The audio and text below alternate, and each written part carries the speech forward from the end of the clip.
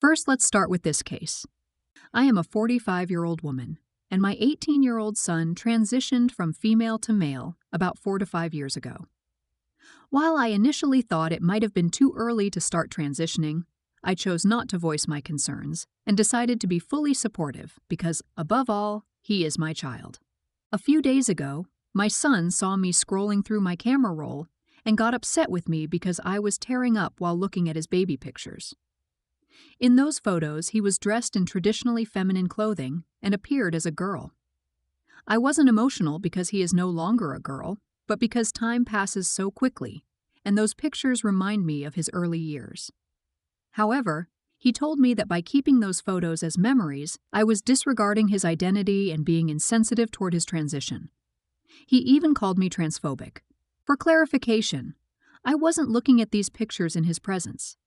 I respect his boundaries and never view or discuss those photos around him, as I know it's something he's uncomfortable with. Edit. Please refrain from leaving harsh or negative comments about my son. I love him dearly, and he means the world to me. Hearing his reaction deeply saddened me, because being transphobic is the farthest thing from who I am. I strive to keep an open heart and arms for everyone. At the same time, I feel it's unfair to delete those photos because they hold some of the only memories I have of him as a baby and child. I would appreciate your feedback. Am I wrong for keeping the pictures, or should I delete them out of respect for his feelings? Let's start judging. My daughter started transitioning at 18. I still have her baby pics and enjoy looking at them occasionally, but they also make me sad because that little boy doesn't exist anymore. I would never delete them, and she'd never ask, but I also don't share them. Don't delete them. They are your memories. I would highly recommend you back them up, though, or at least password lock your reels. Some kids are a bit too entitled and won't hesitate to resort to self-help to get what they want. You're not in the wrong. You're not in the wrong. But as they are so early in their transition, put those things that remind them of the past away for safekeeping. If you want to look at them, be kind and try not to reminisce when they are present, so that they won't feel uncomfortable. One day, they may even ask for a few of them. He may have just misunderstood your reaction. I think when things have calmed down, have a chat with him, that you weren't crying about the loss of his femininity, but were just teary about memories. That you cherish the photos because they are of him as a child, the timeline of his growing up, which includes who he is today. Keep them. He may value them one day, but if he's uncomfortable with them, keep them out of sight, and tell him that you're sorry if you made him feel like you wished he were still like that little girl. Apologies go a long way to show love and acceptance. Next up, a bit of context. I, 27-year-old female, have dreamed of visiting New York City since I was young.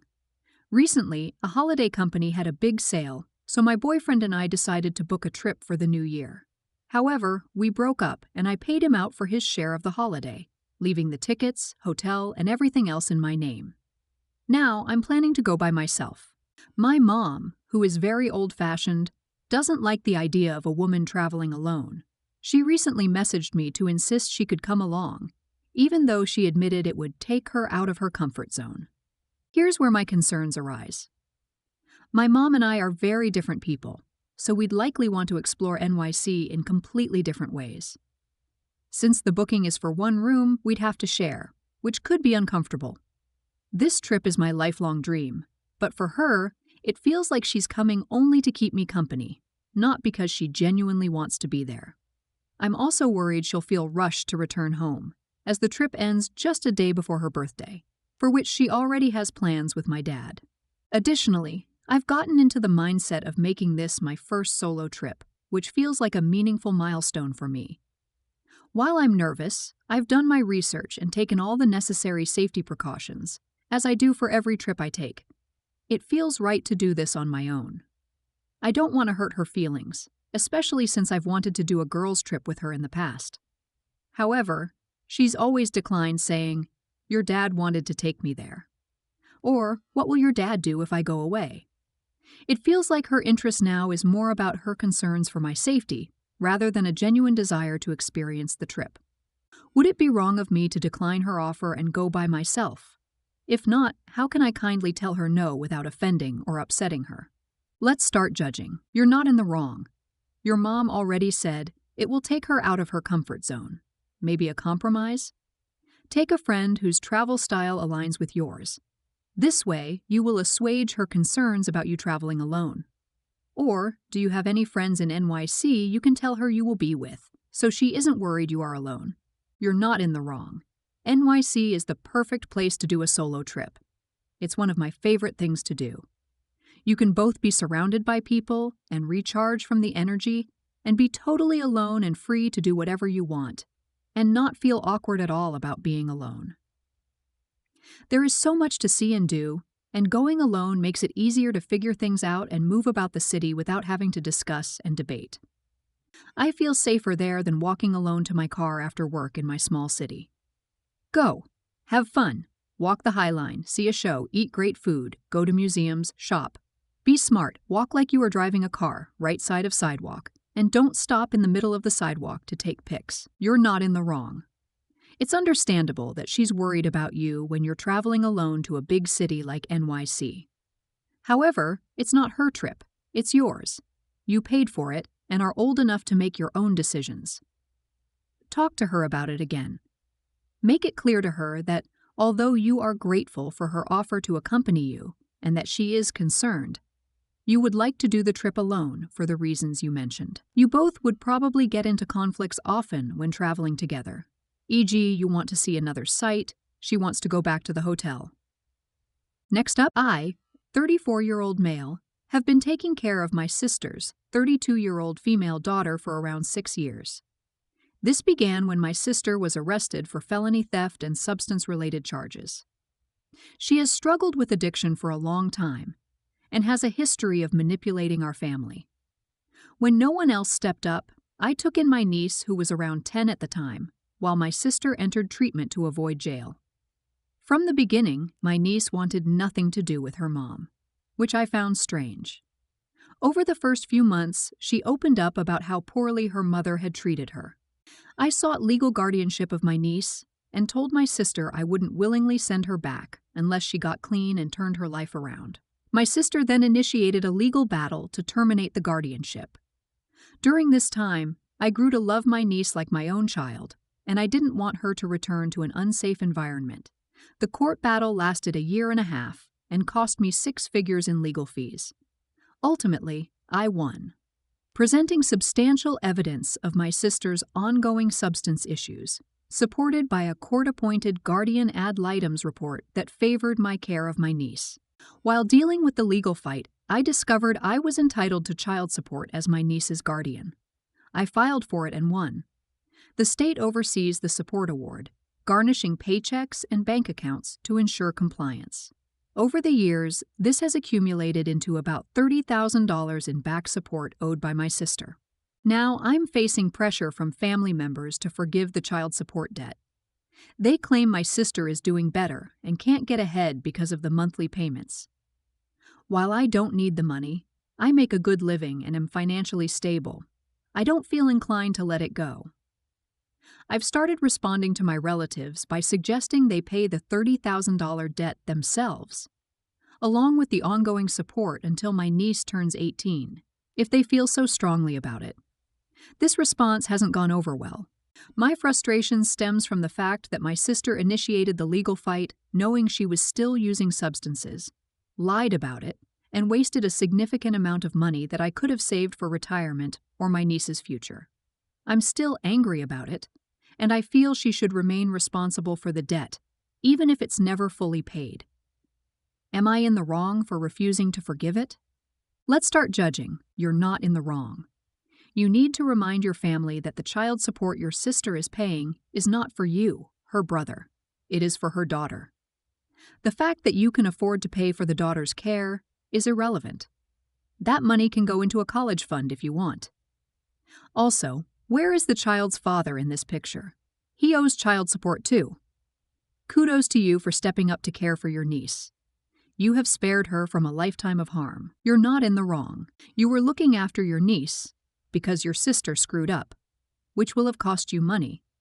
Your sister then starts a legal battle, despite being on drugs, and costs you even more money. Oh, and finally, the family who didn't want to step up and look after your niece are saying you should let it go. You're not in the wrong.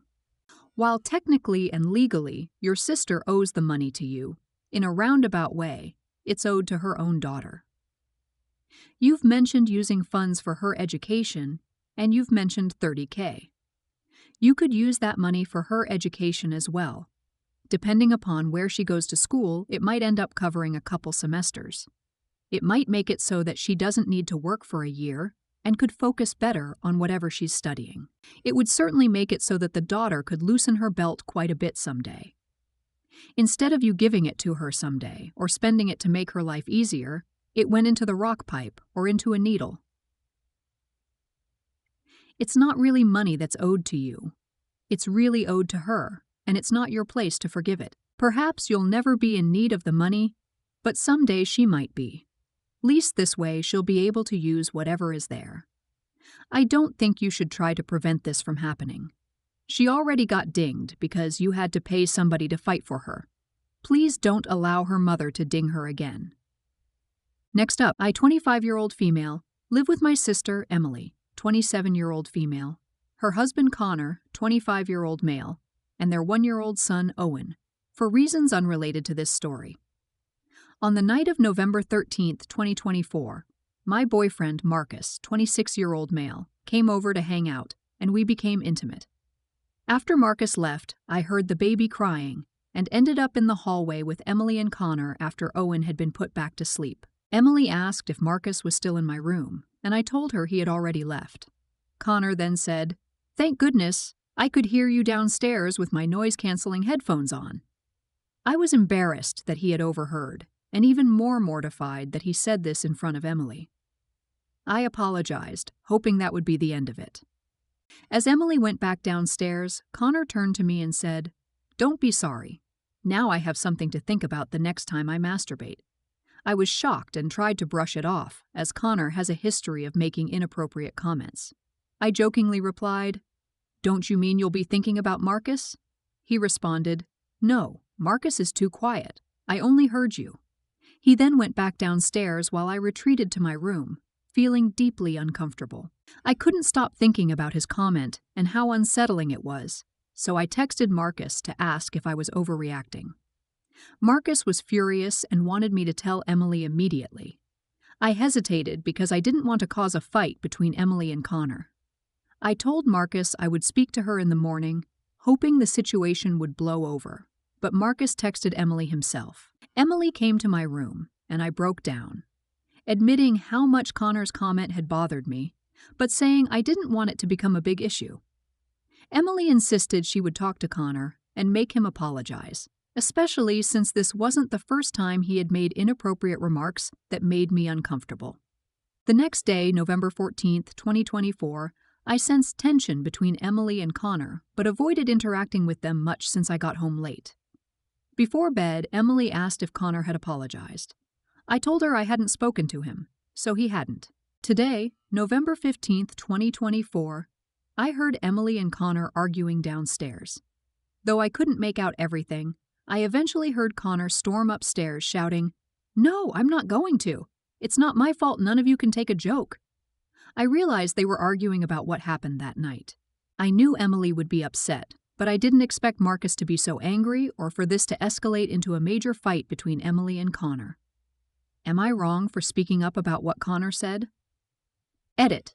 To clarify, the issue isn't that we were overheard. It's what Connor said about it.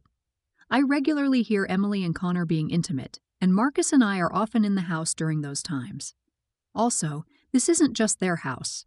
My sister and I co-own it with our parents, so it's just as much my house as it is theirs. Let's start judging. You're not in the wrong. The comment Connor made was no joke. It is creepy and predatory. You are owed not only an apology, but a guarantee that he will get professional help for whatever issues made him think that behavior was even remotely acceptable. Your boyfriend is right to be furious and very concerned over this. Hey, I'm Marcus. I wanted to comment here to clear up some of the details that were missed in the original post. First, the house they live in is a shared 2.5-story house with their parents. The house doesn't belong to Emily and Connor. Everyone pays their fair share of bills, so the only guest is me when I stay over. Hallie and I are currently in the beginning stages of looking for a place of our own, as up until this point, we haven't been financially secure enough for our own place. Second, Hallie and I are not what you would call exhibitionists. Her room is on the top floor by her parents, and Owen's room, so we make it a point to be quiet, or at least less noticeable, especially if others are awake or the baby is sleeping, to be respectful. His game room is on the basement level. For even more context, Hallie's room used to be the room next to his game room, and he has never said anything about noise before, up until this point. Third, I texted Emily because I knew that Hallie would be too scared to do it herself. She avoids confro. You're not in the wrong, Shin, at all costs, and I will admit in the moment I was livid and upset, but this was something that couldn't wait until the next day. Edit. The only thing I said to Emily was, please talk to your sister. Fourth, just as an extra little tidbit, Connor has cheated on Emily twice before. You're not in the wrong, although I agree that having sex, and don't sugarcoat it with athletic snuggling, loud enough for someone with headphones to hear, is excessive and a bit rude. However, Connor is gross, and that comment is so wrong. I think you and Sis need to have a conversation about the living arrangement or setting hard boundaries with Connor. Why would your sister even want to be with someone like that? Unless you are in some kind of open or poly relationship, no one should be telling a roommate they are going to masturbate while thinking about them, let alone your in-law. She should be rethinking that relationship since he thinks there is nothing wrong with that joke.